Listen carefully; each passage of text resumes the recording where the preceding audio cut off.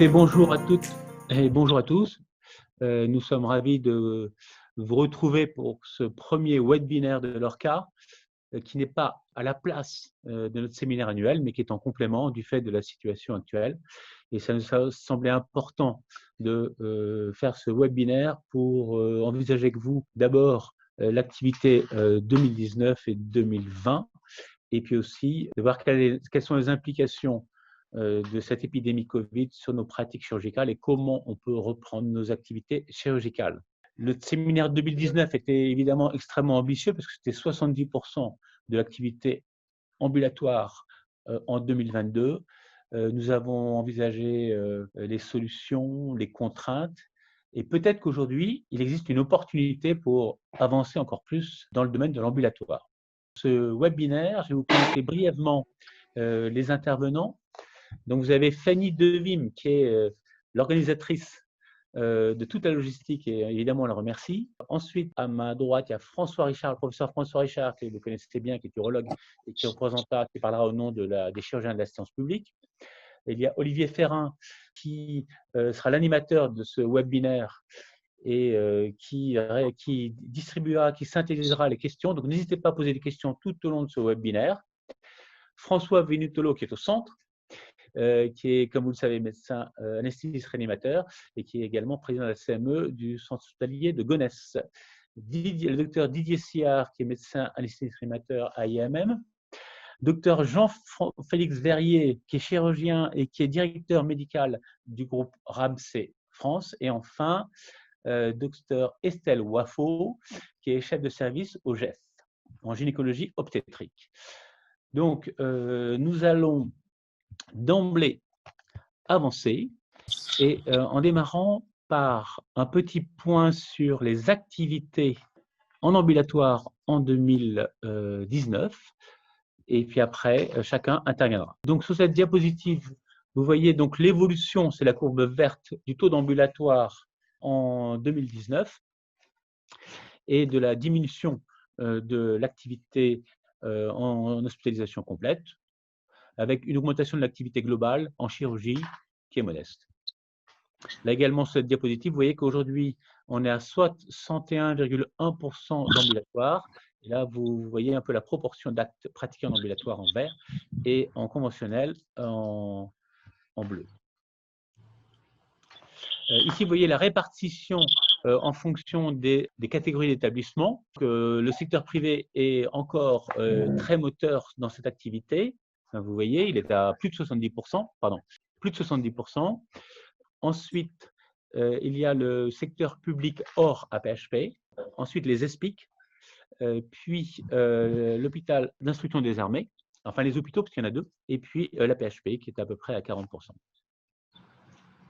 Sur cette diapositive, vous voyez un peu les parts de marché en chirurgie ambulatoire suivant les statuts. Et au centre, il s'agit donc du secteur privé. Vous voyez que le secteur privé est à peu près à 65% en 2012 et actuellement, il est à 61%, donc c'est assez stable. Et il y a une part de la chirurgie ambulatoire par les ESPIC qui augmente un peu. Maintenant, par discipline, donc vous voyez en vert, ça correspond à l'activité ambulatoire qui est en croissance. Par exemple, pour l'ophtalmologie, vous voyez qu'il y a une croissance. Et puis, dans les teintes de bleu, c'est l'activité en conventionnel. Vous voyez qu'il y a une décroissance. Et donc, on s'aperçoit sur cette diapositive qu'il y a des secteurs qui sont déjà, il y a la bascule ambulatoire qui a été effectuée, comme l'ophtalmologie, comme l'ORL, comme la chirurgie plastique, tissu sous-cutané et tissu cutané. Et puis, il y a des domaines dans lesquels c'est assez partagé, comme en orthopédie, comme en gynécologie, comme dans le domaine de la chirurgie urologique, et des domaines dans lesquels ça peut progresser. Et probablement, les domaines dans lesquels ça peut progresser, c'est le domaine de la chirurgie digestive et la chirurgie générale, probablement en orthopédie également. Et dans mon domaine qui est la chirurgie gynécologique, je pense qu'on peut progresser de manière importante. Alors, il y avait une cible qui était donc 70% en 2022. Et vous voyez que la courbe de croissance en bleu, qui est la courbe de croissance théorique et qui est notre cible, on s'aperçoit qu'on s'en éloigne aujourd'hui, puisqu'on est à 61,1%, alors qu'on devrait être à 65,2%. Alors, Là, j'ai emprunté cette diapositive à Gilles Bontemps, qui est le porteur du projet Visushir, comme vous le savez, et il a présenté des données assez incroyables l'année dernière au cours du séminaire 2019, où il montrait par secteur d'activité, par type d'établissement, quel était le potentiel. Et vous voyez dans notre région, le potentiel de notre région en chirurgie ambulatoire est entre 91% et 75% dès maintenant. Donc, ça veut dire que probablement, on peut progresser. Si on s'intéresse maintenant au placement, qui a un intérêt assez modeste, à vrai dire, mais quand même, du taux de chirurgie ambulatoire par rapport aux autres régions, c'était la 3e région l'année dernière. Maintenant, on est la 2e région avec 61,2% de chirurgie ambulatoire, derrière les Pays de la Loire qui sont à 62,9% de chirurgie ambulatoire. Donc voilà, c'était un peu le point sur l'activité que je voulais vous présenter. Alors, n'hésitez pas à noter vos questions dont on fera la synthèse en fin de réunion pour qu'on puisse discuter sur ce sujet-là. Et donc, je passe la parole maintenant. Bonjour tout le monde. Je suis enchantée de faire la présentation sur les travaux de l'ORCA pour ce webinaire. Donc, je vais rattraper mon temps. Donc, globalement, on a tous vécu la crise du Covid-19 qui nous amenait à un nouveau paradigme qui est justement la réflexion de nos activités dans cette période qui risque de se poursuivre. Donc, aujourd'hui, on assiste à des règles assez drastiques de programmation pour nos établissements dans l'éventualité d'une nouvelle vague et pour cet événement actuel. Bien sûr, notre idée est d'éviter une transmission du Covid, comme toute maladie nosocomiale. Et l'idée aussi pour nos équipes, c'est de réassurer les patients afin de limiter les contacts avec le milieu hospitalier si ce n'est pas nécessaire et limiter le risque de transmission lorsque les patients sont hospitalisés. La place de la chirurgie ambulatoire est essentielle car grâce à cette hospitalisation de courte durée, ça permet en effet aux patients de limiter les risques de transmission et ça permet aussi d'anticiper au maximum le suivi pré-, per- et post-opératoire de ces patients. La slide suivante. Donc, comme le disait Henri-Jean-Philippe, on a dû décaler notre séminaire. Donc, actuellement, on a beaucoup travaillé et il y a des thèmes qui sont essentiels, notamment la RAC, tout ce qui est benchmark et les appels à projets. Notre idée est toujours de se cibler, se focaliser sur les objectifs de ces activités, de ces reprises qui se font de façon progressive. On insiste sur la prise en compte de la précarité dans les hospitalisations en ambulatoire en essayant d'organiser au maximum ces hospitalisations et ce suivi qui n'est pas toujours simple pour des populations précaires. Et l'idée pour l'ambulatoire, c'est d'essayer de trouver des équipes leaders qui permettront de pouvoir tirer les autres équipes vers le haut.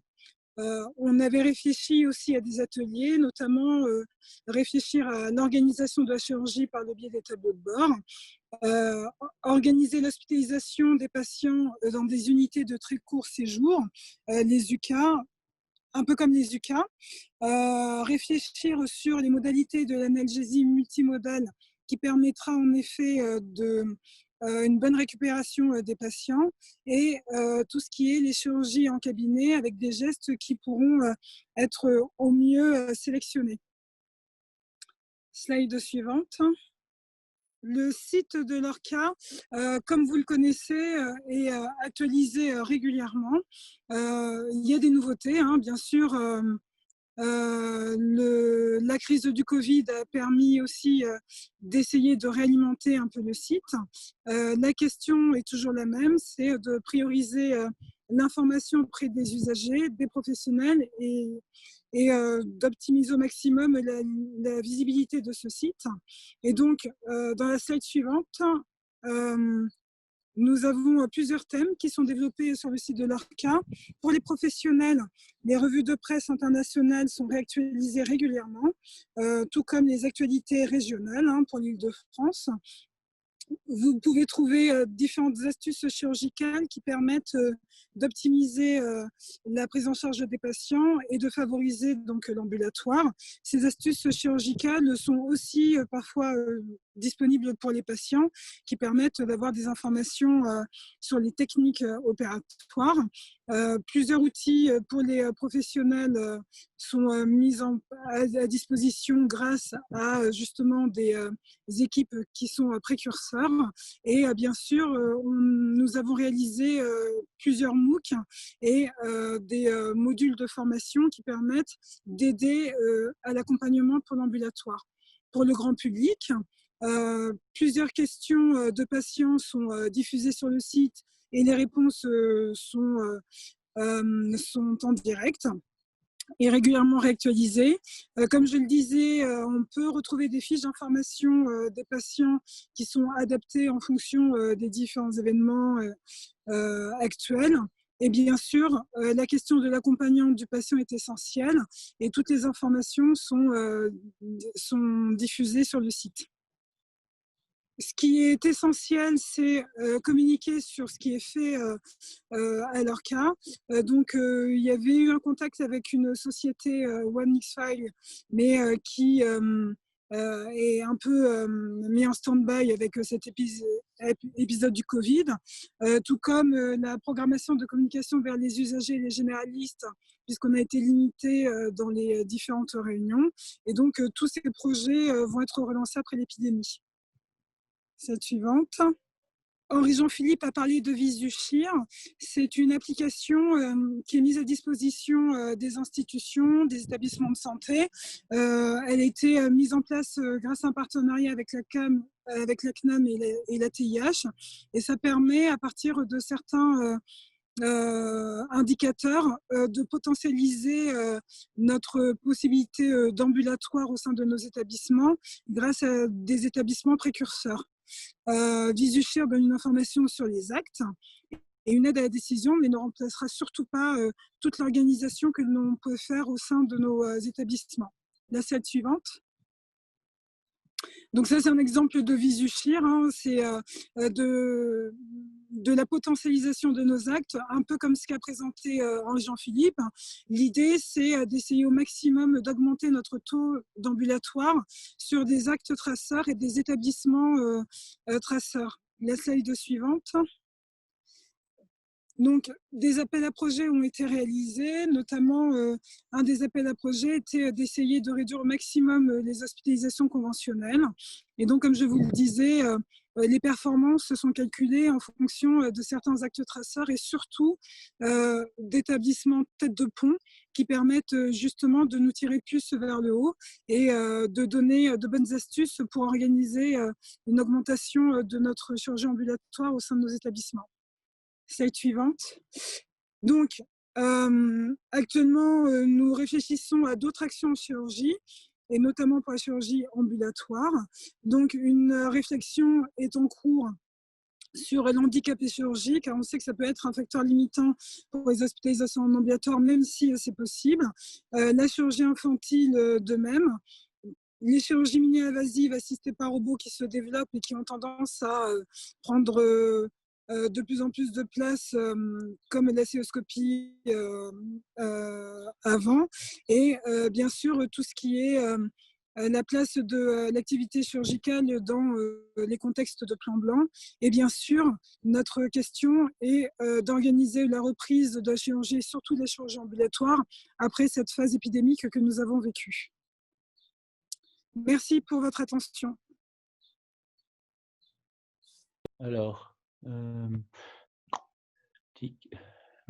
juste deux mots, un peu d'introduction sur Covid et 19 et chirurgie. Donc, d'emblée, on était dans le plan blanc, et le plan blanc, vous savez à quoi ça correspond? Ça correspond à la priorisation de la prise en charge de l'épidémie dans les unités de soins critiques, et ça entraîne un bouleversement dans nos hôpitaux, comme vous le savez, c'est-à-dire des problèmes de changement de locaux, d'affectation des locaux, parfois des SSPI, parfois des blocs opératoires, des changements considérables dans les affectations des ressources humaines, aussi bien médicales que non médicales. des modifications dans l'équipement, bien sûr, avec des respirateurs qui ont été délocalisés, plus des problématiques de médicaments, notamment les médicaments anesthésiques. Et ceci a contribué à une activité de tout l'ensemble des activités chirurgicales programmées et avec le maintien des activités d'urgence et de semi-urgence oncologique. Je disais qu'il y a des établissements importants qui ont donc été contraints de fermer leur activité chirurgicale, donc alors qu'ils avaient une activité très importante. Et il y a d'autres établissements, eux, qui n'avaient pas d'unité de soins continus pour prendre en charge les patients Covid-19, dans le cadre de l'épidémie Covid-19.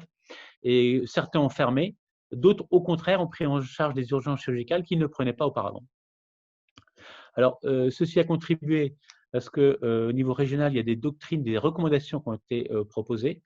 Une première sur la prise en charge chirurgicale, donc c'était au mois d'avril. Ensuite, lorsqu'il y a eu une phase de plateau et d'espoir et donc de début de décroissance de l'épidémie, donc il y a eu des recommandations qui ont été faites en relation avec toutes les sociétés savantes. Et puis récemment, il nous a semblé important de créer une note dite complémentaire dont l'objet était de donner des explications un peu plus claires pour les équipes chirurgicales, pour leur reprise d'activité chirurgicale. Et voici simplement quelques éléments.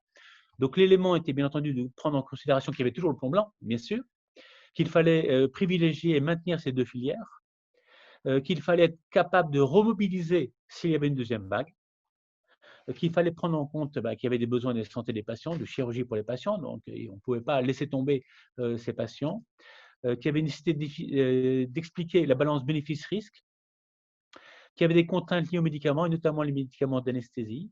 Et enfin, il y avait la question des prélèvements préopératoires, fallait-il le faire à tout le monde, et ainsi de suite. Donc, toutes ces contraintes, finalement, ont fait qu'on s'est dit, on va essayer de préciser les familles d'actes qui permettent de démarrer une nouvelle activité chirurgicale sans pour autant fragiliser le plomb blanc. Donc, ce qu'on a proposé au niveau de l'Île-de-France, c'était tous les actes réalisés sur l'anesthésie locale, comme par exemple, évidemment, la chirurgie des cataractes, qui est, comme vous le savez, la première chirurgie pratiquée en France en termes de nombre. Redémarrer toutes les activités sous anesthésie loco-régionale, et donc ce qui permettait, parce qu'en général, il y a peu de besoin de surveillance en soins continus après, et surtout, il n'y a pas besoin de produits anesthésiques habituels, le plus souvent. Et puis, bien entendu, les actes réalisés en ambulatoire, et si possible sans nécessité de curare, parce que pendant un certain temps, il y a une grosse pénurie de curare en Île-de-France, et donc c'était ceci les recommandations. Donc, je passe la parole à notre ami, le docteur François Venutolo. Merci, merci Henri-Jean. J'espère que vous m'entendez bien. Alors, ce qui est, voilà, normalement, vous devriez avoir le partage d'écran. Oui, ce qui est intéressant dans ce que tu dis, c'est, je crois, le côté dynamique. Alors, c'est vrai, quand on a proposé, moi, c'est quelque chose qui m'intéressait, de dire est-ce que la chirurgie ambulatoire peut permettre une reprise d'activité chirurgicale temporaire en attendant de reprendre toutes les activités. Alors, ce qui est intéressant, c'est que ça change, je ne vais pas dire de jour en jour maintenant, mais de semaine en semaine. Et il faut bien comprendre que plus on avance, moins on a de malades Covid. Plus les malades Covid qui ont montré des manifestations se trouvent dans une phase au 14e jour, au 21e jour. Donc, le côté contamination éventuelle peut être un peu différent. Donc, tout ce qu'on peut discuter va évoluer. Donc, moi, je vous ai proposé de réfléchir un petit peu sur la façon dont la chirurgie ambulatoire, le contexte ambulatoire pouvait permettre de reprendre ces activités. Alors, tout d'abord, bien sûr, c'est une chirurgie programmée. Ça veut dire qu'on a un petit peu de temps devant nous pour les malades.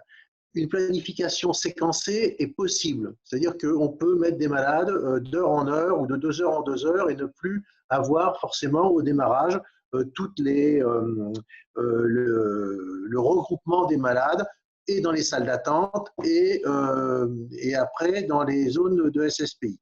On a un délai, on va dire, minimum de 72 heures. Donc, ça veut dire aussi que ça nous laisse le temps éventuellement de faire des PCR, d'avoir le résultat, de faire un scanner thoracique si nécessaire.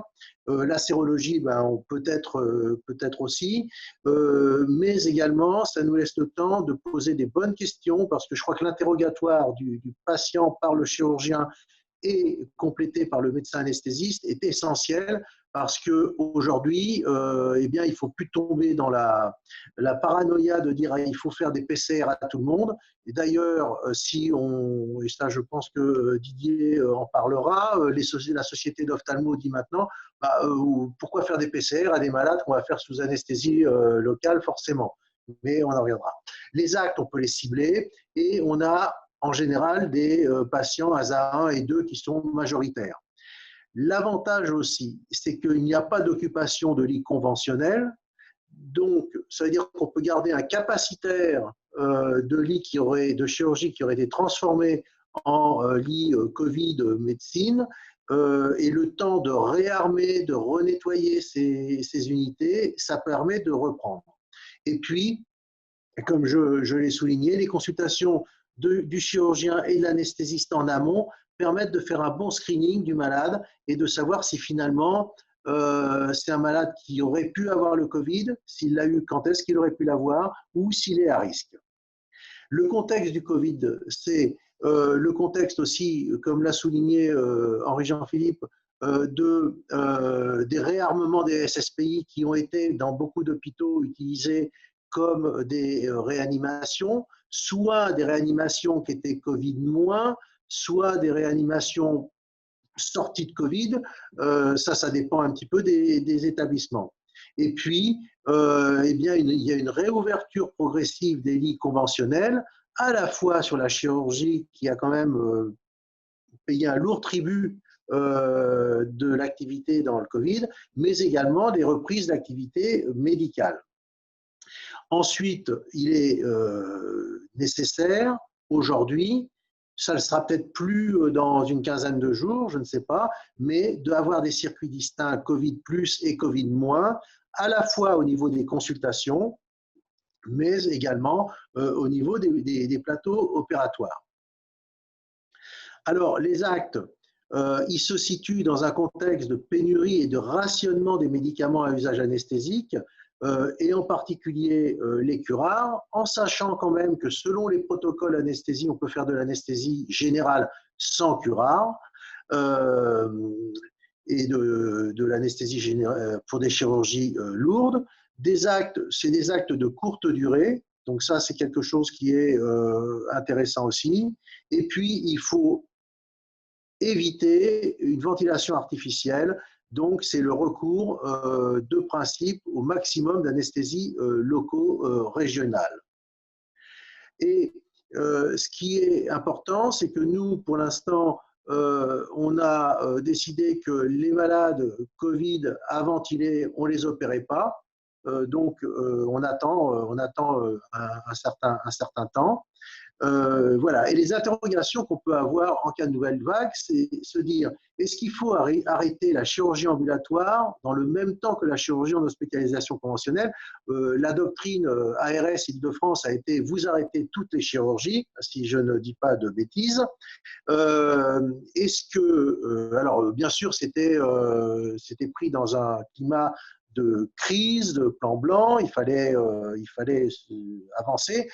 Au recul, avec les retours d'expérience qu'on peut avoir par rapport à ce qui s'est passé, est-ce qu'on ne peut pas se dire que, finalement, on peut avoir un décalage dans le temps, surtout s'il y avait une deuxième vague qui ne serait sûrement pas équivalente, et tant mieux d'ailleurs, et on peut le souhaiter, à la première. Est-ce qu'il faudrait arrêter finalement cette chirurgie ambulatoire?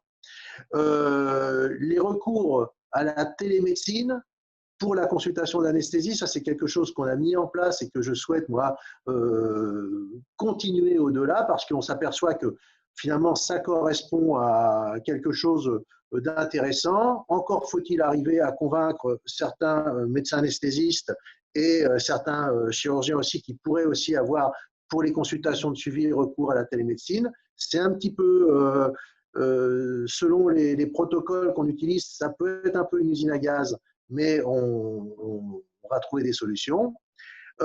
Alors là aussi, c'est un sujet qui peut être intéressant, qui peut être amené à se développer. c'est développer le fast tracking pour limiter les passages en SSPI. Est-ce que, puisque les SSPI peuvent être avec des malades dont on ne sait pas si ils sont Covid plus ou moins parce qu'il peut y avoir des urgences, faire du fast tracking en particulier peut-être pour l'ophtalmologie, pour des malades sous anesthésie loco-régionale ou autre, c'est pas peut-être l'occasion de porter cette réflexion. Et puis finalement, est-ce qu'il ne faut pas proposer, être une force de proposition pour dire il faut maintenir, quoi qu'il arrive, une offre ambulatoire en période de crise. Là, c'était une crise Covid.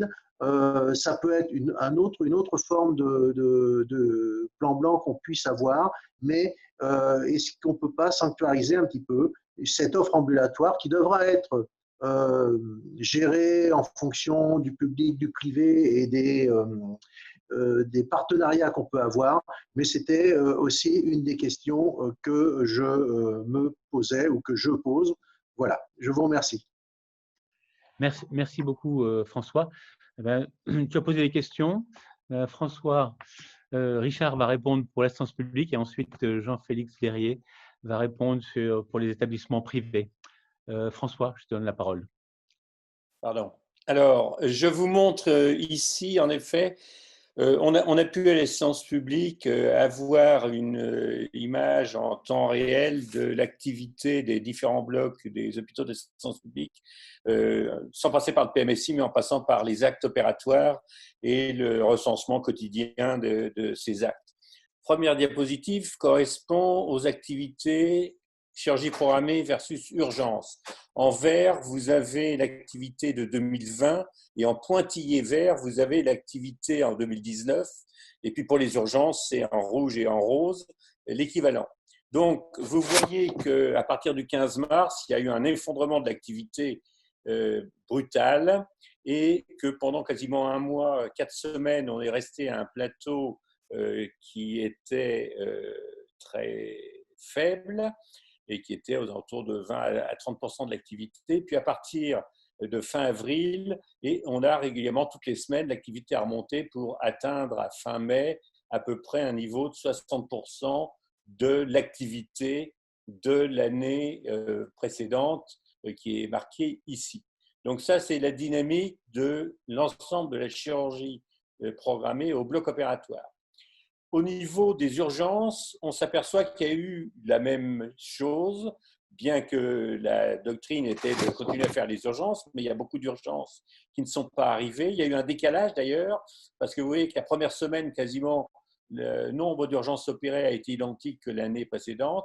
Par contre, à partir de la semaine de la dernière semaine de mars, on voit qu'il y a un décalage et pendant, là, ça a duré un mois et demi, on a eu à peu près un niveau entre 50 et 60% des urgences de l'année précédente qui ont été faites, mais il y a eu un manque d'urgences du fait de la non-venue des patients. C'est un sujet qui est plus général et qui ne touche pas que la chirurgie. Et puis, par contre, depuis le 10 mai, le taux et le nombre de malades opérés en urgence est identique à ce qu'il était en 2019. Alors, la décision de déprogrammer à l'AP a été prise le 12 mars. Donc, vous avez vu qu'elle a été extrêmement rapide et efficace puisque le 15 mars, il y a eu une diminution considérable de l'activité. Et donc, ça a été de fermer les salles opératoires puisqu'on a fermé les 2 tiers des salles opératoires de fin mars et tout le mois d'avril. Et puis au mois de mai, on a commencé à rouvrir. On est passé de 134 salles à 154, puis 200 fin mai. Et au mois de juin, on est à 242, mais tout n'est pas rouvert. Sur le plan de la chirurgie ambulatoire, toutes les unités spécifiques de chirurgie ambulatoire qui ont été créées à l'assistance publique, les blocs ont systématiquement été fermés. Les unités sont restées ouvertes et ont souvent été transformées en unités Covid, mais les blocs opératoires ont été fermés. Alors, une des conséquences de cette efficacité pour libérer les personnels, et qu'ils soient médicaux ou non médicaux, ça a été quand même d'avoir la création le mot est mauvais, mais d'un stock de malades non opérés qui attendent des opérations qui sont considérables et qui vont poser des problèmes. Puisque, et là j'ai fait les calculs par semaine, en 2019 et sur janvier et février, ainsi que les 15 premiers jours de mars, en gros, à la paix, il y avait 4000 malades par semaine qui étaient programmés et opérés. Au mois de mars, sur simplement 15 jours, on en a déprogrammé 1500, c'est-à-dire quasiment les 2/3.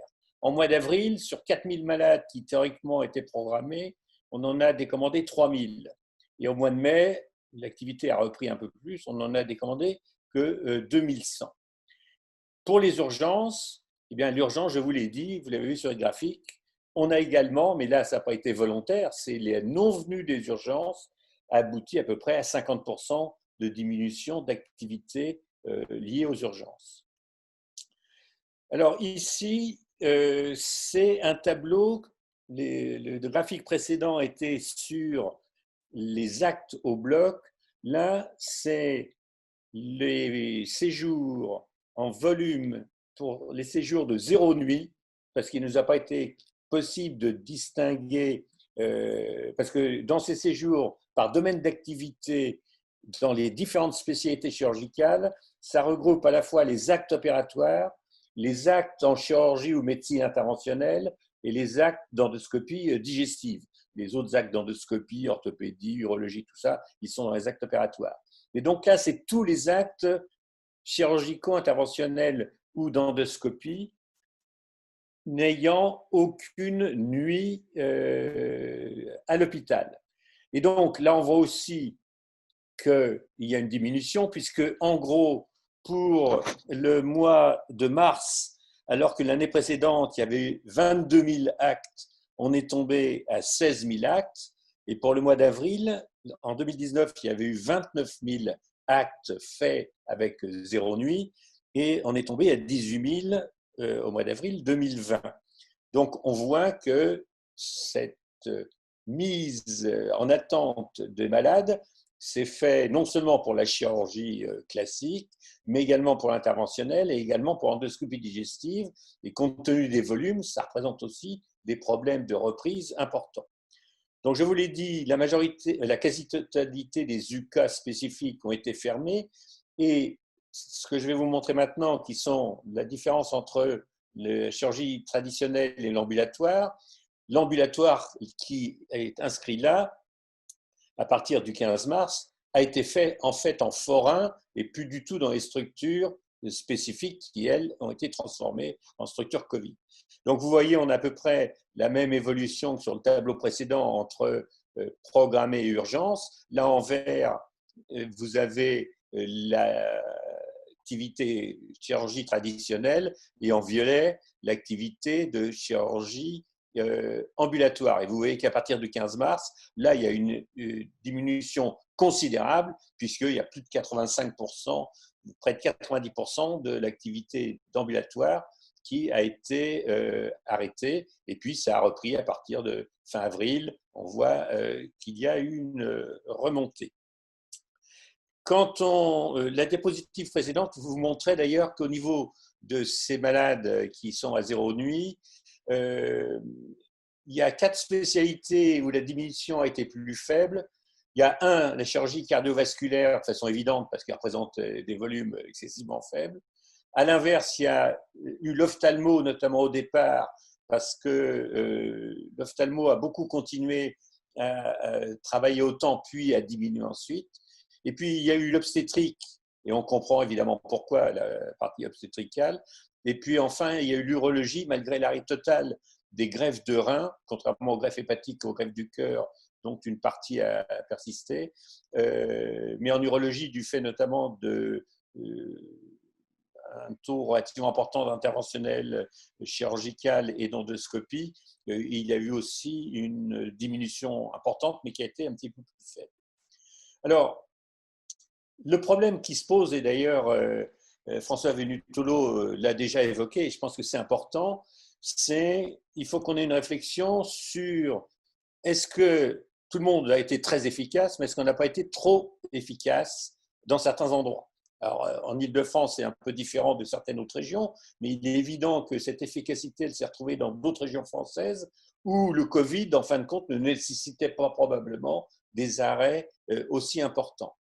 Et donc, pour la paix, on a à peu près 32 000 malades programmés qui sont en attente d'intervention. Donc, 32 000 qui vont s'ajouter à tous ceux qui, normalement, en 2019, on a les chiffres, et en 2020, il y a tout un tas de malades qui sont déjà programmés ou qui vont être programmés et qui ne sont pas ces malades en attente. Donc, ça veut dire qu'on a à peu près, pas tout à fait doublé le nombre de malades à opérer par rapport à ce qu'on a fait en 2019. Avec là-dedans des malades dont certains nécessitent, sans que ce soit de vraies urgences, mais de ne pas les laisser traîner trop compte tenu de leur pathologie. D'autre part, depuis qu'à l'AP, on avait fait des améliorations sur l'utilisation des blocs opératoires, on avait calculé que les temps de blocs opératoires non utilisés par jour étaient, ça varie suivant les GH, mais de 1 à 2 heures par jour, ce qui est totalement insuffisant pour effectuer un rattrapage de ce nombre de malades. Et que d'autre part, ça a été aussi évoqué, même des malades purement fonctionnels, au bout d'un certain temps, il faut quand même les opérer parce que ça a certaines conséquences qui peuvent arriver. Et donc, c'est vrai que l'utilisation des chirurgiens ambulatoires peut être un élément qui donne des bonnes idées aux gens, d'ailleurs, même s'ils n'en faisaient pas avant, mais c'est un des moyens de corriger ça. Et comme l'a dit François Venutolo, je pense qu'il faut se poser la question de la sanctuarisation en cas de problème, que ce soit épidémique ou autre, d'une partie de la chirurgie, et notamment de la chirurgie ambulatoire, parce que l'avantage de la chirurgie ambulatoire, c'est qu'on peut avoir des temps de réaction beaucoup plus rapides que quand les malades sont hospitalisés de façon permanente.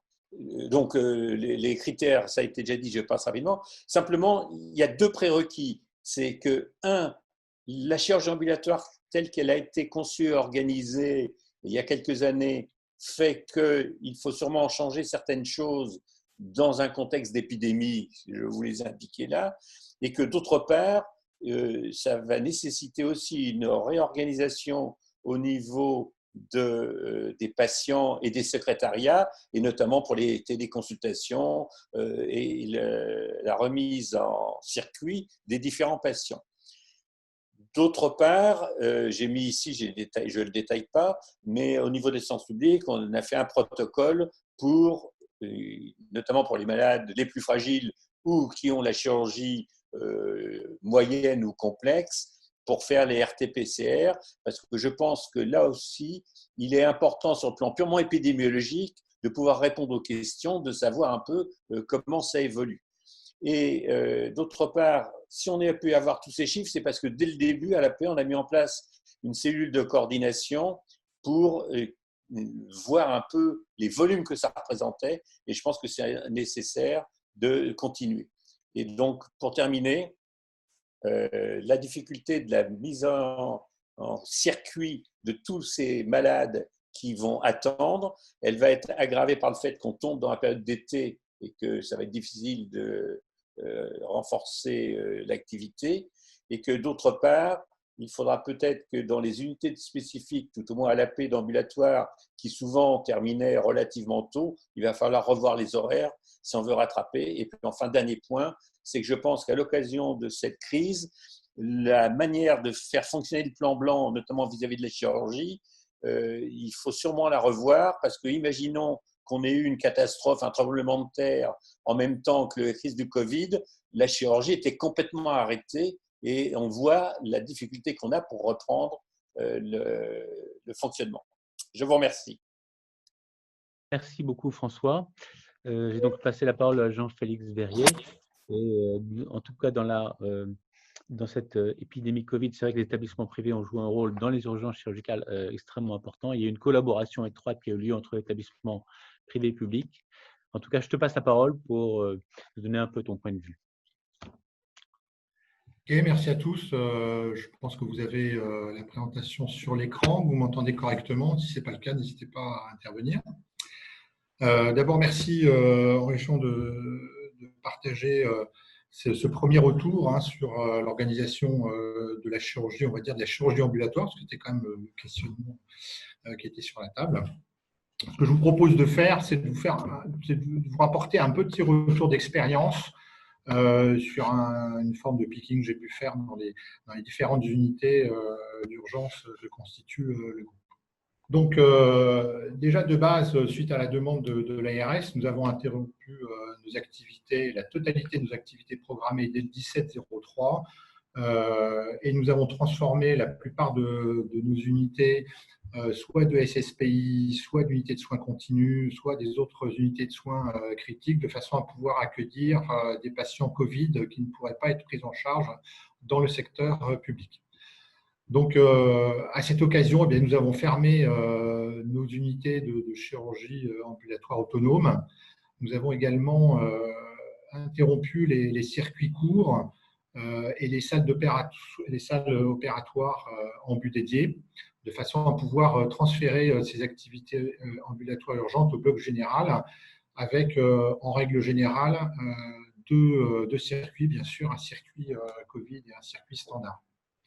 Nous avons également fermé de façon partielle une partie de notre capacitaire sur les autres unités de chirurgie ambulatoire, puisque l'activité se retrouvait fortement réduite.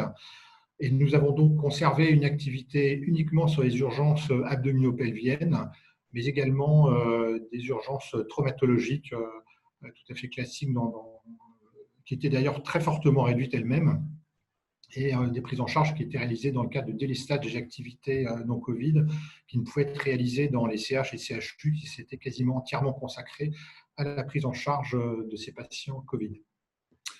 Donc en pratique, les organisations, vous les connaissez déjà, mais je vous les partage rapidement. Donc, nous avons bien sûr créé des unités Covid et des unités standards. Très clairement, les activités Covid concernaient à la fois les hospitalisations complètes et éventuellement des hospitalisations qui ont été pu être réalisées en ambulatoire avec les équipements habituels. Pour les salles d'opération dédiées Covid, eh bien, nous avons réalisé les protocoles qui étaient également présentés. Et dans les unités de chirurgie ambulatoire, nous avons des équipements habituels de masques chirurgicaux et des mesures habituelles de SHA. Sur ce point-là, ça n'a pas tellement modifié nos pratiques.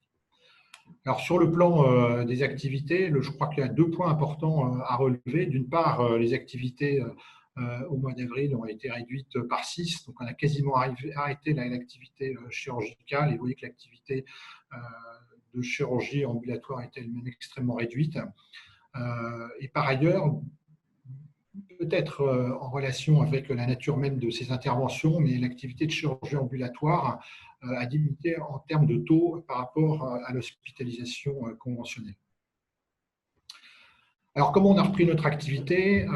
Eh bien, nous avons utilisé les techniques qui étaient proposées, à savoir on a construit un questionnaire chirurgical qui nous permettait, dans un premier temps, d'évaluer l'appréciation du bénéfice-risque des patients en reprenant les différents éléments qui sont cités ici, à savoir la conformité aux différentes RFE, le statut Covid connu du patient en fonction du questionnaire et des éventuels RT-PCR qui ont été réalisés, le statut du patient et sa demande également d'intervention, la pathologie en cours avec le risque de progression de la maladie, d'éventuels caractères de dépendance, de gêne ou de douleur, et le type d'intervention de recours aux soins critiques.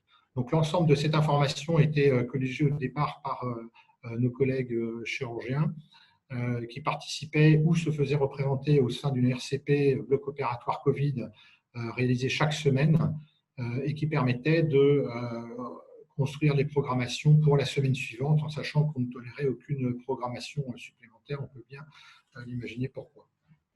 Deuxième type de questionnaire utilisé, c'est un questionnaire Covid. Là encore, on a réuni les différents questionnaires qui étaient à notre disposition, à savoir le questionnaire SFAR, mais également le questionnaire HCSP, qui permettait de définir les patients à haut niveau de risque en cas de prise en charge Covid. Et puis d'autres questionnaires, notamment le questionnaire de la SOFCODE, qui précisait des points importants, notamment le séjour en EHPAD chez les patients. Alors, en fonction de l'organisation et des établissements, on a appliqué ces questionnaires à différents stades du parcours patient. pour les établissements qui étaient les mieux organisés, le questionnaire était adressé en consultation chirurgie, puis en la consultation anesthésie, à l'appel de l'avant-veille à l'admission. Et puis pour ceux qui avaient plus de difficultés en termes d'organisation, le questionnaire était administré uniquement à l'admission. La graduation du risque Covid nous a permis de séparer les patients entre un fort niveau de risque qui correspondait à la fois à la vie des médecins anesthésistes réanimateurs et des chirurgies. Ces patients qui étaient à haut risque, dans la majeure partie des cas, étaient reprogrammés ultérieurement, donc avec les délais qui sont aujourd'hui conseillés. Et les autres, si vraiment on ne pouvait pas faire autrement, étaient pris dans le cadre d'une unité Covid. Pour les autres patients, ils sont pris en charge dans une unité de chirurgie ambulatoire de longue durée, puisque les unités de très courte durée ne sont pas encore ouvertes. Alors bien sûr, tous ces éléments-là augmentent considérablement la durée des consultations, donc plus de charge de travail, tout cela est beaucoup plus lourd. En revanche, on n'a pas rencontré de demande de report par les patients. Donc, visiblement, les patients sont quand même fortement en demande de prise en charge chirurgicale. On peut le comprendre vu les données qui ont été partagées sur la présentation précédente. Alors, concernant les RT-PCR, bien sûr, on applique les RFE qui ont été recommandés, ne sont donc pas systématiques. Et il est très probable qu'aujourd'hui, probablement, l'intérêt des RT-PCR nous faciliter la tâche concernant la gestion des chambres doubles, puisqu'aujourd'hui, on travaille bien évidemment avec un capacitaire en accueil à la fois en ambulatoire, mais aussi en hospitalisation complète, qui est quand même fortement réduit et qui ne permet pas d'administrer la totalité des actes chirurgicaux nécessaires. Donc, en pratique, on a repris l'activité de façon progressive à peu près depuis le 19 mai, avec l'ouverture de quasiment la totalité des salles interventionnelles. Les blocs opératoires dédiés à la chirurgie ambulatoire et l'ouverture des circuits courts sont programmés pour la fin du mois de juin. Donc, on est en train de réaliser cette dernière phase. Moyennant quoi, on a quand même une réduction, comme je le disais à l'instant, du capacitaire qui est quand même pas négligeable, notamment sur nos chirurgies ambulatoires, puisqu'on a pas mal de lits, surtout des places en fait dans des unités de 3, 4 fauteuils, parfois davantage. Et donc, cette réduction capacitaire nous impacte assez fortement dans la prise en charge de nos patients. Moyennant quoi, dans certaines structures, notamment des structures ambulatoires autonomes, l'activité a néanmoins réussi à reprendre. On verra par quel moyen tout à l'heure. Donc, des circuits aujourd'hui qui sont sans accompagnement ni visite, c'est un point qui est vraiment intéressant parce que ça nous a fait comprendre que le circuit accompagnant visite est aujourd'hui absent de notre réflexion. On a tout pensé, mais ça, on ne l'avait pas imaginé. Et on s'en aperçoit fortement parce que lorsque les accompagnants et les visiteurs ne sont pas là, eh bien, on gagne une place considérable dans nos parcours. En revanche, on a un inconvénient, c'est que l'accompagnement des patients, notamment à la sortie pour les ophtalmos, est rendu un petit peu plus complexe puisqu'il faut accompagner le patient à la sortie de l'établissement, donc par les personnels soignants. Alors bien sûr, on a des admissions séquencées, à la fois pour toutes les prises en charge chirurgicales. Elle est à minimiser l'attente dans nos établissements, ce qui veut dire que parfois on demande même aux patients s'ils arrivent trop tôt, d'attendre dans leur véhicule personnel parce qu'ils arrivent trop tôt et qu'ils ne respectent pas l'horaire de convocation qu'on leur avait demandé. Sur le plan technique, en anesthésie, je ne vais pas vous ouvrir des grandes découvertes, mais en pratique, on est surtout sur de l'anesthésie locale, de l'anesthésie loco-régionale pure, associée à de l'analgésie multimodale et les chaînes de la SSPI à chaque fois que faire se peut en fonction des critères SPHAR. On a également amélioré nos retours UCA avec des retours patients debout, l'utilisation également de fauteuils, si possible, en tout cas pas de retour couché lorsque cela nous est autorisé par l'état du patient. Et du coup, également une réduction du temps de séjour post-opératoire, notamment en UCA, c'est-à-dire qu'on avait des durées de séjour sur des gestes relativement simples qui pouvaient parfois excéder 1 heure ou 1 heure et demie. Et bien là, on est passé à 30 minutes, ce qui a permis finalement d'absorber l'activité dans une réduction capacitaire, comme je vous le disais précédemment, de près de 40%. Alors, programmer l'avenir, je n'ai pas tout à fait fini de rédiger cette partie-là, mais très clairement, l'intégration d'activités ambulatoires dans le plan blanc est, à notre avis, vraisemblablement un point à développer. On sait qu'aujourd'hui, en tout cas dans l'activité libérale, on a quasiment 70% de l'activité qui se fait sur des chirurgies ambulatoires. Donc, ce serait tout à fait pertinent de pouvoir organiser les plans blancs dans cet objectif. Et puis, d'une façon générale, intégrer les techniques de l'information et de la communication, que ce soit au niveau des consultations, que ce soit au niveau des questionnaires à administrer aux patients. Voilà, donc quelques éléments de réponse, mais surtout des questions peut-être pour nos différents participants à notre réunion d'aujourd'hui. Merci à tous.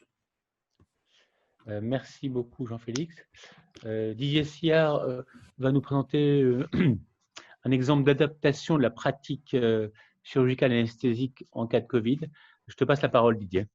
Oui, il faut que Jean-Félix… Voilà, OK. Bonjour à tous. D'une part, avant de démarrer la présentation, je voulais compléter un petit peu le sondage qui vous a été proposé avant le séminaire et savoir, avez-vous repris la chirurgie ambulatoire pour des chirurgies fonctionnelles, cataracte, orthopédie, non traumatologique, etc. Oui, non, et on regardera ce que vous avez répondu à cette question. Donc, je vais démarrer ma présentation. Ça va être une présentation essentiellement en photo et uniquement un retour d'expérience par rapport à ce qu'on a mis en place pour reprendre notre activité et notamment en ce qui concerne un circuit court et ultra court, en particulier pour l'ophtalmologie. On sait que c'est une population qui est fragile de par son âge. Ensuite, on sait aussi que c'est des patients souvent à mobilité réduite et avec des accompagnants qui ont des fois aussi un âge certain pour certains d'entre eux. Donc, il y a tout ça qu'il a fallu gérer. Vous allez voir que dans la réflexion qu'on a menée, ça nous a obligés aussi à aller un peu plus loin dans nos organisations et avoir une réflexion un peu plus poussée sur la manière dont on peut accueillir ces patients et gérer les accompagnants. Donc, convocation des patients toutes les 20 minutes, donc pour ne pas avoir les deux premiers patients qui se présentaient en même temps comme on avait l'habitude de le faire. On a changé le mode d'attente des patients et des accompagnants, et vous le verrez sur les diapos suivantes, parce qu'on a un sas d'accueil des patients qui était contraint et dans lequel on avait 10-12 patients qui étaient, évidemment, on ne pouvait pas respecter les mesures barrières. Et ça nous a poussé à réfléchir sur une borne d'accueil des patients et d'envoi de SMS aux accompagnants. Je vais vous montrer notre projet. Les zones d'accueil, donc maintenant est limitée à 3 personnes, là où on en avait une douzaine, qui comprend le déshabilloir et les vestiaires. L'accueil des patients en salon pré-op, évidemment, a été adapté pour qu'on puisse respecter cette distanciation, à savoir que là où on avait 3 ou 4 postes, on est à 2 tiers des postes qu'on avait avant. L'aide technique qui accompagne les patients, donc les patients en déambule. L'atopique qui a avant été faite dans une salle, dans un SSPI, est maintenant fait en salle d'op par le chirurgien. Et l'anesthésie, bon, reste une anesthésie classique de légère sédation, mais on a mis en place le fait que le score de Chung puisse être fait en salle d'opération à la fin de l'intervention. Si le score de Chung est normal, le patient passe de la salle d'opération à un fauteuil à proximité de la salle d'opération, dans une des salles d'opération qu'on n'utilise pas encore, puisqu'on n'a pas ouvert toutes nos salles. Il attend sur un fauteuil. Si jamais, évidemment, il y avait un besoin, il peut passer en SSPI. Il y a un bio-nettoyage du brancard de la salle d'opération. L'aide technique va chercher le patient suivant, installe le patient en salle d'opération pour la cataracte suivante. Et pendant que la cataracte se fait, il accompagne le patient vers l'unité de chirurgie ambulatoire avec un retour direct vers le versière et la salle de collation. Donc, il n'y a pas de passage en chambre. Diapositive suivante. Donc, on va voir, ça, c'est la passerelle qui mène à l'unité de chirurgie ambulatoire. Donc, vous voyez qu'on l'a utilisée. Avant, elle n'était pas utilisée de cette manière-là, avec des distanciations pour que les fauteuils puissent être à des distances respectables et pour que les patients puissent attendre et les accompagnants puissent attendre sur cette passerelle. Diapo suivante. Donc ça, c'est l'arrivée dans l'unité de chirurgie ambulatoire avec la passerelle. Le projet de bande d'accueil sera ici. Elle n'est pas encore en place, mais je vais vous montrer à quoi ça va consister. Diapo suivante. Donc, à l'arrivée, on aura une bande d'accueil. La secrétaire, donc les patients vont s'enregistrer, vont prendre un ticket.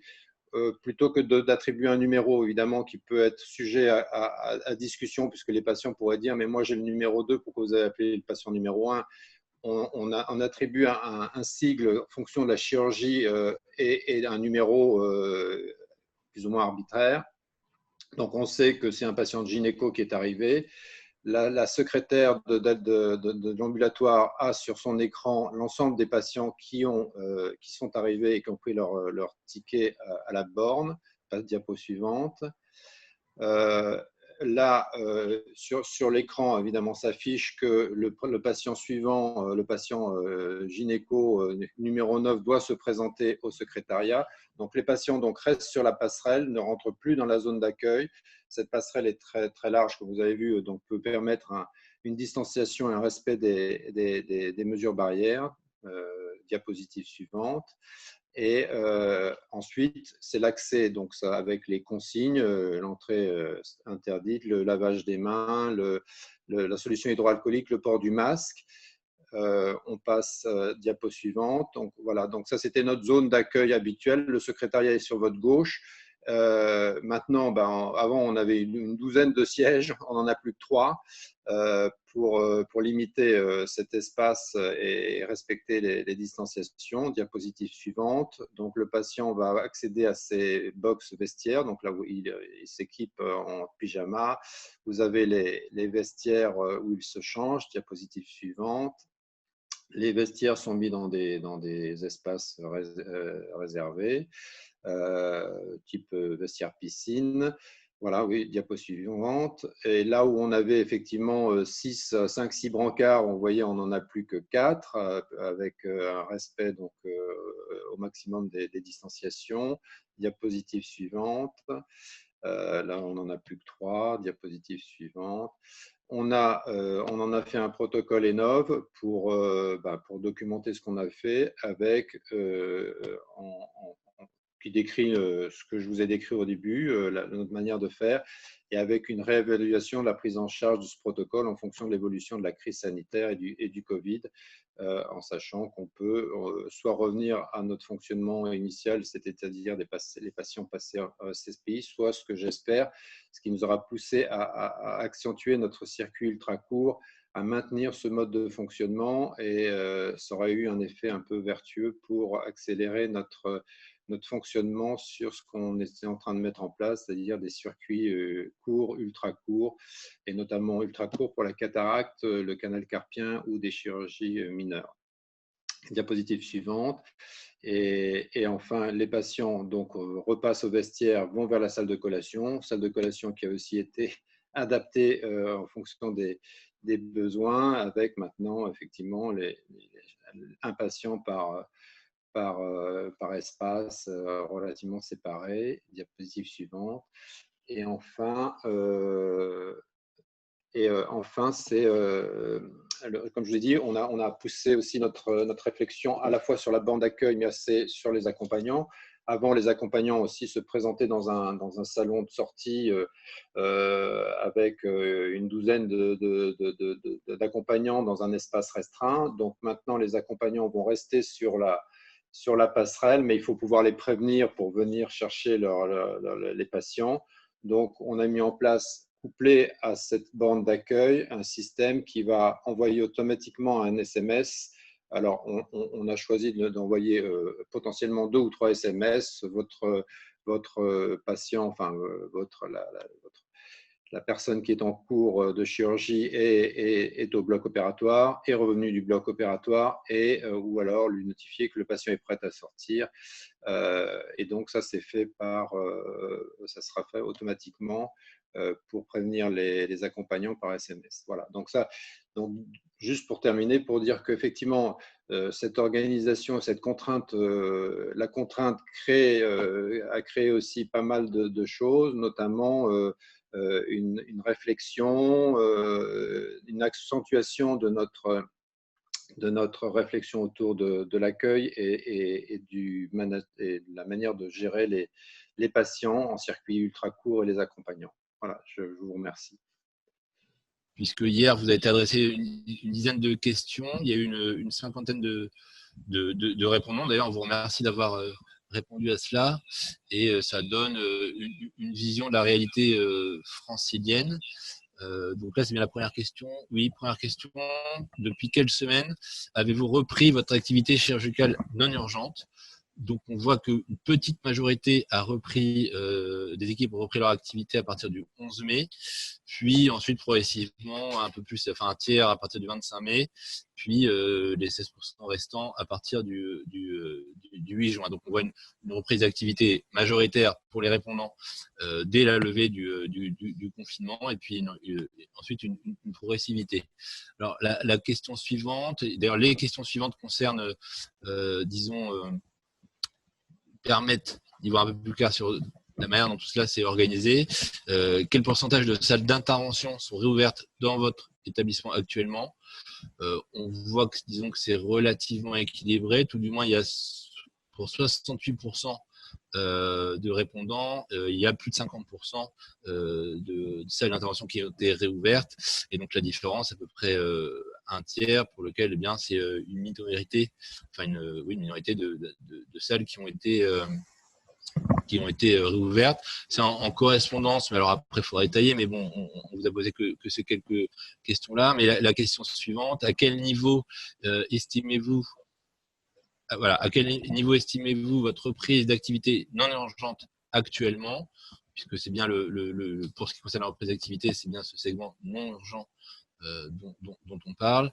Là encore, 68% de l'activité non urgente représente plus de 50% de l'activité, et on retombe sur le tiers pour l'autre partie. Donc on voit que globalement,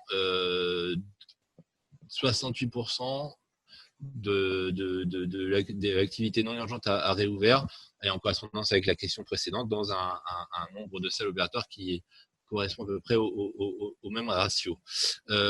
Où sont hébergés actuellement les patients opérés en ambulatoire? Donc, où sont-ils surveillés? Donc, alors là, en grande majorité, ce sont dans les UK, à 16% dans les services conventionnels et à 20% en zone mixte. Donc, il y a quand même 36% pour lesquels on peut imaginer qu'il y a eu des logiques d'adaptation. Question suivante, avez-vous conservé 2 secteurs chirurgicaux, Covid et non Covid, pardon. Majoritairement, la réponse est non. Alors ça, c'est à conserver a posteriori, une fois la crise achevée, j'imagine. Et du coup, là, on bascule dans des questions qui traitent plus de l'activité actuelle ou de ce qui la conditionne, enfin des déterminants, de certaines des conditions. Voilà. Pratiquez-vous systématiquement un prélèvement nasopharyngé préopératoire? Alors là, j'avoue que j'ai été assez surpris, mais je suis moi-même pas du tout praticien, donc j'avais un a priori qui était complètement faux, mais la réponse est non à 70%. Question suivante, là encore j'avais un a priori qui était complètement erroné. Avez-vous actuellement une difficulté d'approvisionnement en médicaments anesthésiques? La réponse est non à 74%. Il va falloir que je prévienne d'ailleurs mes collaborateurs à l'ARS, puisque ce n'est pas du tout le sentiment qui domine. Avez-vous actuellement une difficulté d'approvisionnement en EPI? Là encore, la réponse est non à 70%. Ce qui ne veut pas dire que par ailleurs, il n'y a pas de difficulté, puisque 30% n'est pas un chiffre anodin. On s'entend, mais je pensais que les proportions seraient différentes pour autant. Ensuite, avez-vous actuellement une difficulté d'approvisionnement en produits sanguins? Là, c'est un peu quand même sans appel, à savoir pour 94% des répondants, la réponse est non, sachant que cette question a été relayée puisqu'on avait eu, semble-t-il, une vigilance de la part de l'EFS. En tout cas, voilà, la réalité qui est traduite ici, c'est 95%, la réponse est non. Et enfin, ultime question, je crois.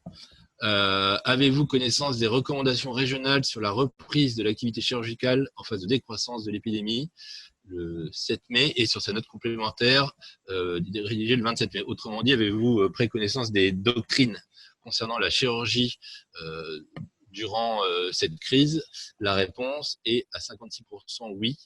Et, ce qui est un chiffre satisfaisant parce que nous avait semblé comprendre que ces éléments étaient attendus, si ce n'est au moins pour la première, mais plus probablement pour la deuxième version au moment où il s'agissait de reprendre l'activité.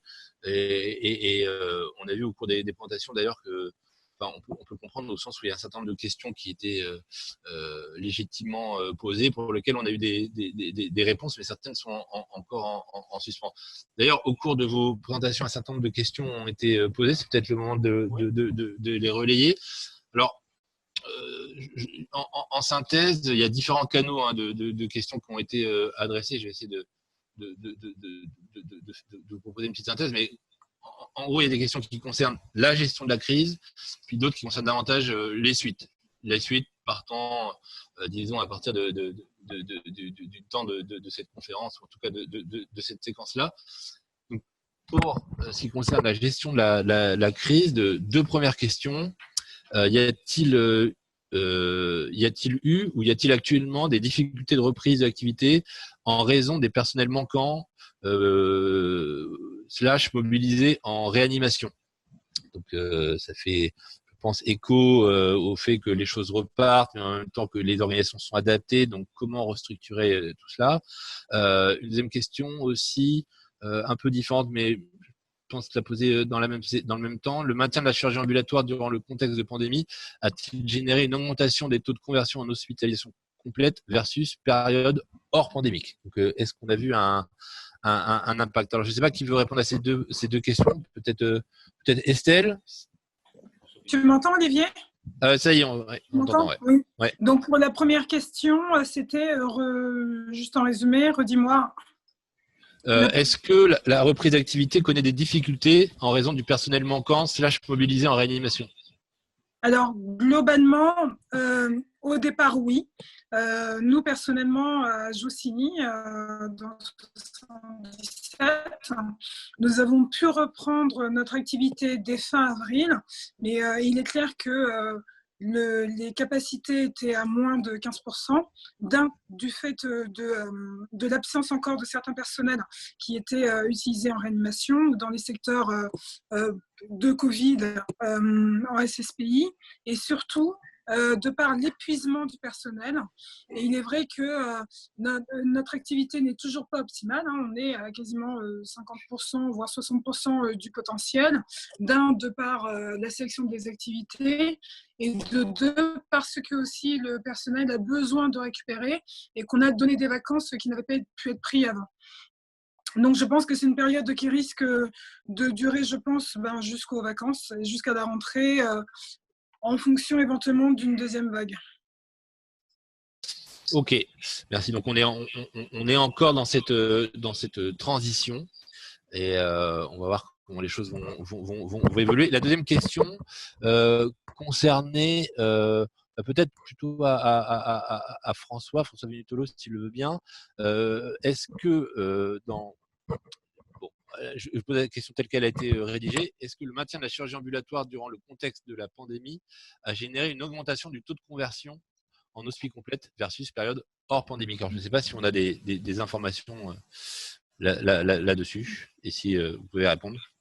Alors, nous, on a appliqué la doctrine ARS, donc on a arrêté toute chirurgie, sauf les chirurgies extrêmement urgentes. Donc, la question ne se pose pas dans ces termes. Nous, on a fermé l'hospitalisation conventionnelle de chirurgie dès la doctrine. Et puis, donc, on avait maintenu une garde viscérale sur place, chirurgien viscéral et d'anesthésiste. Mais voilà, donc la question, elle ne se pose pas dans ces termes. Mais je rappelle que pour l'instant, on n'a pas une autorisation à reprendre les activités chirurgicales telles qu'elles étaient auparavant. François Richard, tu veux apporter un complément? Alors, au niveau de l'assistance publique, comme le peu d'activité ambulatoire qui a persisté a été fait en forain, puisque les unités autonomes étaient toutes fermées, c'est très difficile de répondre à cette question parce que peut-être on le saura a posteriori en voyant des chiffres. Dans les unités autonomes, c'est très facile de voir ce qui se passe. Quand les malades sont dispatchés dans les services d'hospitalisation classiques, c'est beaucoup plus compliqué. Par contre, c'est vrai qu'il y a quand même, puisqu'on le voit très bien, en tout cas à la paix, ça se voit dans les chiffres, pendant tout le courant du mois de mai, manifestement, les activités ont reprise. Donc ça pose le problème et c'est une difficulté, je crois, au niveau du plan blanc, de l'évolution du plan blanc. C'est pas très clair pour les gens de savoir ce qui est permis, ce qui n'est pas permis, ce qu'on fait, ce qu'on ne fait pas, etc. Autant le démarrage, ça a été, on arrête tout, tout le monde a arrêté tout. Là, il y a d'abord des hétérogénéités entre les ARS de façon importante, et même au sein d'une même ARS, il y a une hétérogénéité de la connaissance et du ressenti des chirurgiens vis-à-vis de l'autorisation ou pas de reprendre. Et il y a même des gens qui ont dit, des ARS qui ont dit, c'est pas à nous de dire s'il faut reprendre ou pas, c'est aux chirurgiens. Il y en a d'autres qui ont dit, c'est nous qui décidons si on reprend ou si on ne reprend pas. Ça, c'est un sujet qu'il faudra discuter. Alors, merci. Peut-être Henri Jean, c'est le moment de rappeler, parce que François, tu évoques les positions de différentes ARS, et c'est vrai qu'il pouvait y avoir des divergences quant à la stratégie de reprise. Alors nous, à l'ARS Île-de-France, on n'est pas plus forte que les autres, loin de moi de cette idée. En revanche, on a publié une doctrine dans laquelle on a essayé de clarifier un certain nombre de choses. Henri Jean, tu veux bien apporter les éléments? Oui, merci Olivier. C'est vrai qu'au niveau de l'ARS Île-de-France, il y a eu en fait 2 étapes. Lorsqu'il y a eu une phase de l'épidémie en plateau, dans un premier temps, et d'autre part, avec un amorçage de la décroissance de l'épidémie, donc on a contacté les 14 sociétés savantes, ainsi que l'Académie de chirurgie et les fédérations, pour avoir leur point de vue sur qu'est-ce qu'on pouvait envisager de manière raisonnable. Et donc, il y a un document qui a été fait, qui est un document un peu initial avec les principes généraux. Et c'est vrai que ces principes généraux, probablement, ne donnaient pas une clarté suffisante sur ce qui était envisageable. Et parallèlement, les sociétés savantes ne souhaitaient pas, en effet, comme tu le disais, François, que soit notée une liste d'interventions à faire ou à ne pas faire, parce que ça pouvait mettre en difficulté les équipes chirurgicales sur le plan, finalement, médico-légal. Donc, on a décidé d'écrire une note complémentaire à cette doctrine, tout en conservant le principe d'un plan blanc, c'est-à-dire avec les restrictions liées au plan blanc. Et dans cette note complémentaire, que j'ai présentée très brièvement tout à l'heure, étaient notées finalement les familles d'actes qui étaient réalisables aujourd'hui, familles d'actes qui n'entraînaient pas une mise en péril, d'une part, du plan blanc, d'autre part, qui tenaient compte de la pénurie de médicaments. Et le troisième point était qu'il s'agissait de recommandations pour une phase encore courte, c'est-à-dire peut-être de 2 à 3 semaines, pas plus, qui est la phase actuelle aujourd'hui. C'est-à-dire que ce qu'on peut recommander aujourd'hui, probablement dans 2-3 semaines, ça sera différent. Donc, on a essayé quand même d'aider. Et on a remarqué que, en fait, quelques jours après cette note complémentaire, qui était probablement beaucoup plus explicite, eh bien, en effet, il y a quand même pas mal d'établissements qui ont repris une activité chirurgicale dans ce domaine-là, c'est-à-dire toute l'ophtalmo qui était un peu en difficulté, une partie de la chirurgie orthopédique qui est une chirurgie fonctionnelle. C'est vrai que les orthopédistes étaient un peu en difficulté parce que eux, ils ont une activité de cancérologie assez faible. Donc, ça fait pas partie des interventions avec perte de chance. Dans le plan blanc, étaient recommandées les urgences plus les interventions dans lesquelles il y avait une perte de chance de reporter l'intervention. Pour les orthopédistes, ce n'était pas tellement évident. Donc, je pense que cette note complémentaire était bénéfique pour quelques disciplines avec une ouverture, mais tout en respectant le plan blanc. Mais par contre, moi, en vous écoutant tous là, je me dis qu'on a maintenant une obligation. On a obligation pour écrire ensemble en effet un programme, un plan sanctuarisation de la chirurgie en cas d'épidémie. Il y a un plan catastrophe, c'est-à-dire afflux de victimes, ça c'est bien écrit, il n'y a pas de problème, avec des trauma centers. Mais on n'avait pas envisagé un plan en cas d'épidémie. Et là, ce qu'on voit aujourd'hui, finalement, on s'aperçoit que c'est le retour d'expérience, bien sûr, mais on s'aperçoit que c'est peut-être dommage d'avoir arrêté toute la chirurgie sous anesthésie locale, le chirurgie ophtalmo, c'est une grande partie, d'avoir arrêté une partie de la chirurgie ambulatoire, d'avoir arrêté une partie de la chirurgie qui se fait sous l'eau régional. Et donc là, il va falloir que maintenant on l'écrive pour probablement une nouvelle épidémie. Et je crois, pour compléter ce que tu viens de dire, Henri-Jean, je pense qu'il est en effet important de faire ce que tu viens de dire. Et ça, c'est pour le déclenchement de l'arrêt ou de l'absence d'arrêt pour un certain nombre de choses.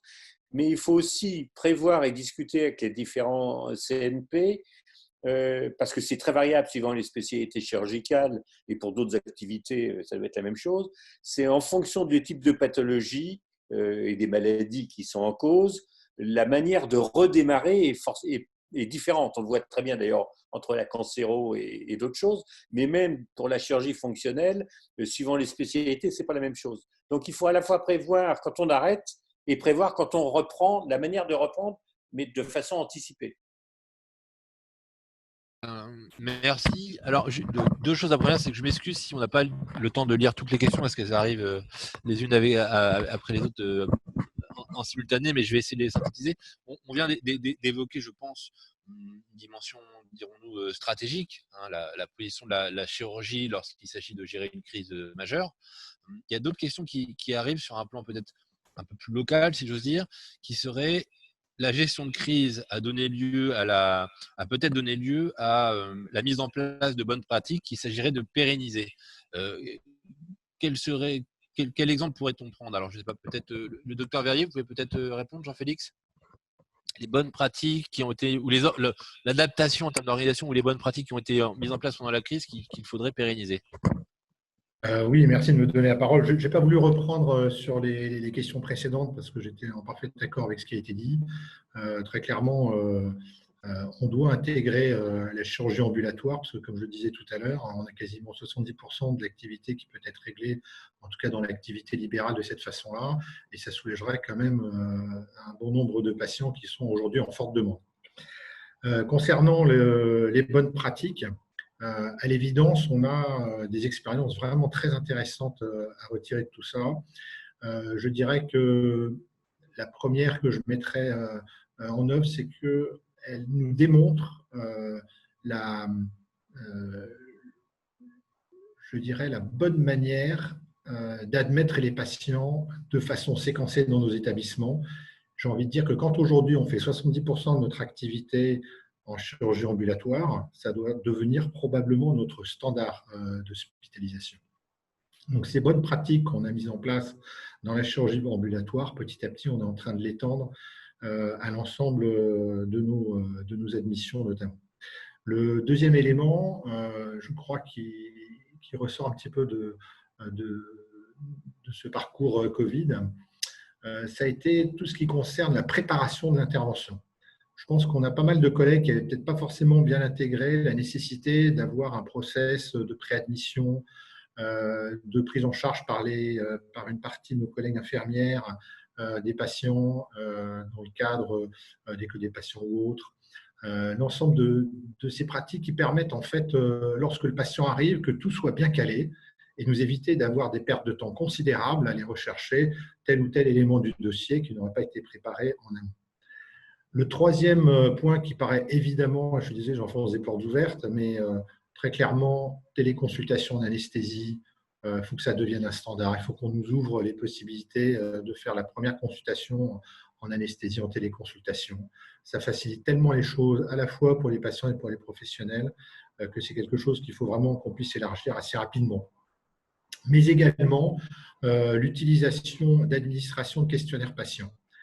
Là, on a un vrai sujet parce que la plupart des outils qui sont à notre disposition ne travaillent pas vraiment correctement avec notre DPI. Or, lorsque l'on envoie un questionnaire patient, il faudrait que ça puisse être d'emblée activés à partir des outils qui sont déjà à notre disposition, que ce soit lancé automatiquement à partir d'un processus de préadmission ou que ce soit le lancement dans le suivi post-opératoire. On voit que dans le suivi Covid, on a quand même des choses intéressantes à faire. Et bien également que ces questionnaires puissent être envoyés automatiquement à partir de nos différents outils.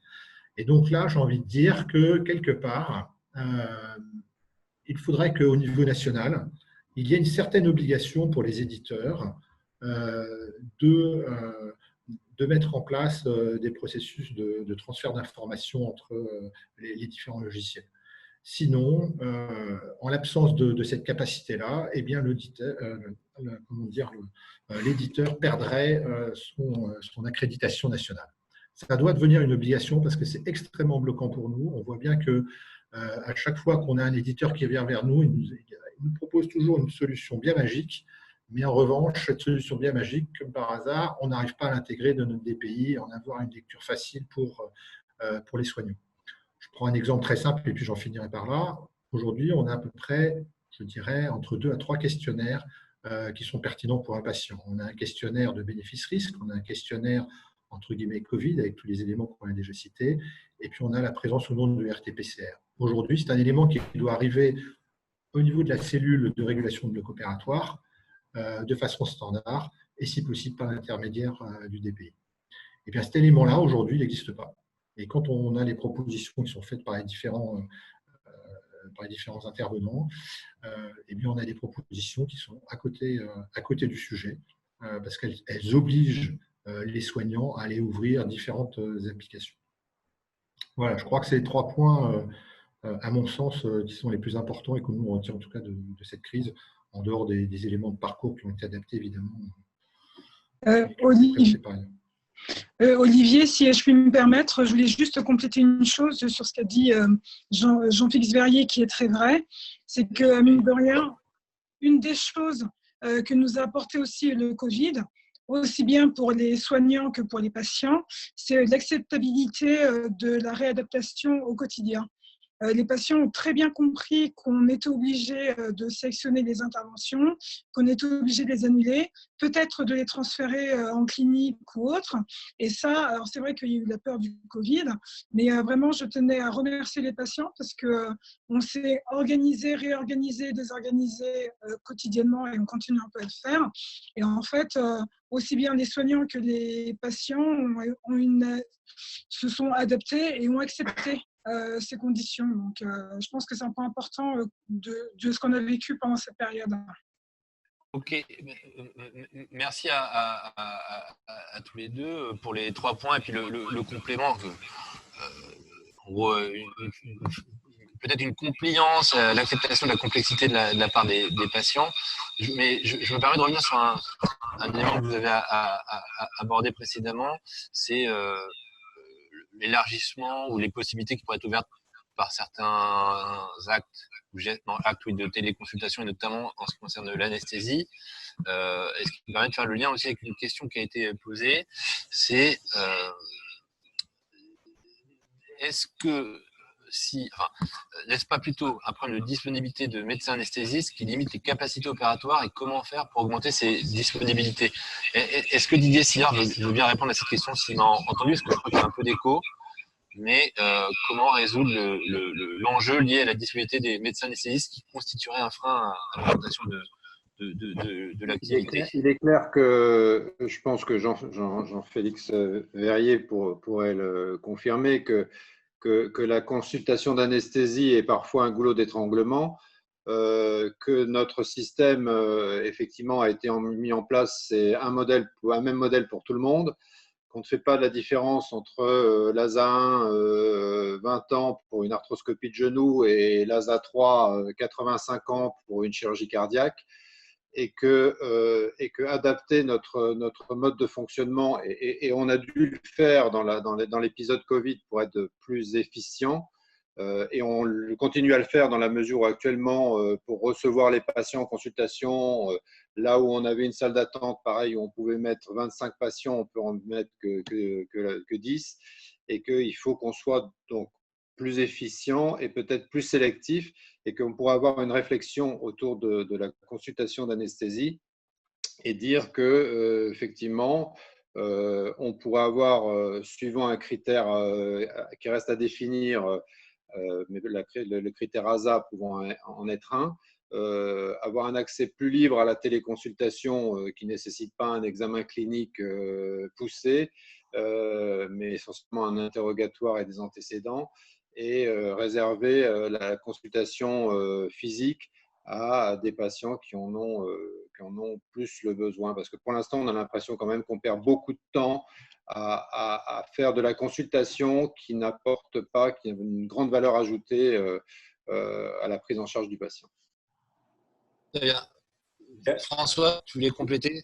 Oui, non, je voulais compléter parce que je suis tout à fait d'accord avec ce qui vient d'être dit. Il y a un autre élément qui a expliqué la chute de l'activité opératoire du fait que ce n'était pas un manque d'anesthésistes, c'était le fait que les anesthésistes ont dû aller dans les services de réanimation ou créer même des services de réanimation supplémentaires, et que d'autre part, et ça c'est spécifique pour l'ambulatoire, en tout cas à l'AP c'est comme ça que ça s'est passé, les unités autonomes d'ambulatoire, du fait de leur architecture, ont été très bien utilisées pour faire des services et doubler les services de réanimation. Ce qui fait que et les locaux et le personnel ont disparu brutalement.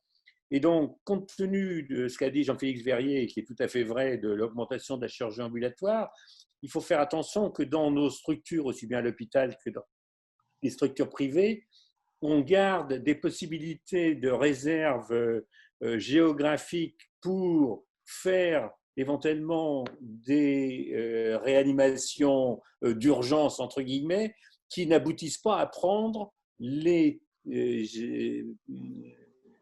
salles qui servent à l'ambulatoire actuellement. Parce que à la fois les salles et à la fois le personnel a été pris pour faire autre chose.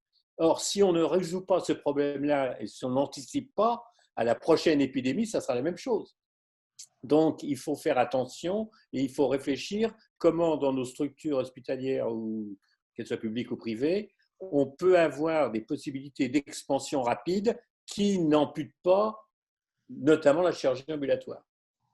Oui, moi je voudrais simplement en 2 mots revenir sur les téléconsultations. Je pense que c'est quelque chose qui est très attractif pour nos hôpitaux. Alors, je parle pour le public peut-être, plus que pour le privé, parce que ça peut permettre, avec du télétravail, à ce que des anesthésistes fassent des consultations à des horaires où les patients ne sont plus obligés de perdre une demi-journée pour venir en consultation d'anesthésie. Ils peuvent faire ça le soir, ils peuvent faire ça à 19h, 20h, 21h et faire leur temps de travail aussi sous une autre forme. Et ça, je pense que c'est quelque chose qui peut être très intéressant. Bon, écoutez, peut-être Olivier, peut-être qu'on peut conclure ce premier webinaire de l'ORCA. Globalement, je pense que d'abord, je vous remercie tous les intervenants et puis tous les participants à ce webinaire. Je pense que c'est une bonne expérience pour nous. Pour nous, il y a eu quelques petites difficultés au démarrage, mais ça, c'est un peu normal. Le deuxième point, c'est que on voit que l'ORCA est une source de réflexion et de promotion de la chirurgie ambulatoire. Également, on s'aperçoit que l'ambulatoire peut-être a été à tort mis de côté pendant cette crise. Bon, mais c'est un retour d'expérience, hein, donc je pense qu'on va en profiter. On s'aperçoit aussi que la crise va permettre de modifier notre pratique. Ce que disait il y a quelques minutes François Benutello, mais également les uns les autres, c'est que la téléconsultation qui a été complètement mise de côté est devenue exceptionnelle, eh bien, a explosé. Et à titre indicatif, j'étais à une réunion à l'ARS tout à l'heure, et en janvier, il y a eu 17 000 téléconsultations. En avril, il y en a eu 700 000. 700 000 téléconsultations. Donc, c'est dire que les gens ont vraiment accroché à ce mode de consultation. Et dans les gens, je dis aussi bien les patients que les médecins. Donc, ça sera sûrement intégré dans nos pratiques de demain. Et le dernier point, c'est que on s'aperçoit, cette fois-ci, équipe chirurgicale, anesthésique chirurgicale, et puis aussi les cadres, bien entendu, et bien entendu les directions, c'est qu'il faut profiter de cette expérience pour écrire ensemble un plan de sanctuarisation de l'activité chirurgicale en cas d'épidémie. Il faut l'écrire parce qu'on peut être confronté à une deuxième vague ou à une autre épidémie. Et c'est l'occasion finalement de cette phase qui n'a pas été si dramatique que cela, probablement plus pour l'économie malheureusement, mais d'écrire ensemble pour eh bien, être préventif pour la prise en charge chirurgicale. En tout cas, merci beaucoup à vous toutes et à vous tous. Et puis, à bientôt pour un prochain web séminaire. On va vous envoyer un questionnaire de satisfaction. Vous pourrez commenter les positifs, les négatifs et puis ce qu'il faudra faire par la suite. Merci en tout cas à vous tous et à vous toutes.